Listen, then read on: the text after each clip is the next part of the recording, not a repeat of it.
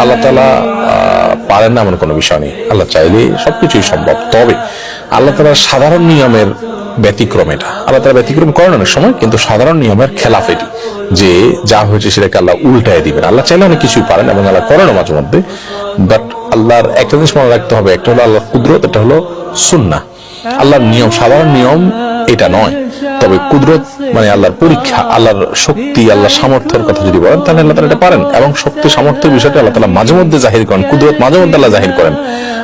Normally আল্লাহ তাআলার যে সুন্নাহ থাকে দুনিয়াতে, আল্লাহর যে নিয়ম থাকে, সেই নিয়মটাকে আল্লাহ তাআলা আপনার করেন, ধরে রাখেন, বা নিয়ম অনুযায়ী আল্লাহ তাআলা করেন।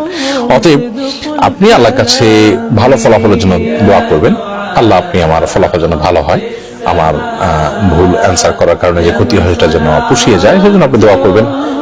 এটাই হলো সঠিক দোয়া। পার্টিকুলারলি আমার ওইটাই আল্লাহ চেঞ্জ করে দেন, ওইটা চেঞ্জ হলেই যে আপনার ফলাফল ভালো হয়ে যাবে, আপনারটাকে আপনি সঠিক মনে করছেন, সেটা যে ভুল না, আপনি কিভাবে জানেন? এই জন্য এভাবে পার্টিকুলার দোয়া না করে আল্লাহ কাছে আপনি সাধারণ দোয়া করবেন, আল্লাহ আমার ফলাফল যেন ভালো হয়, অল ওভার, সেই দোয়াটা আপনার জন্য করা উচিত।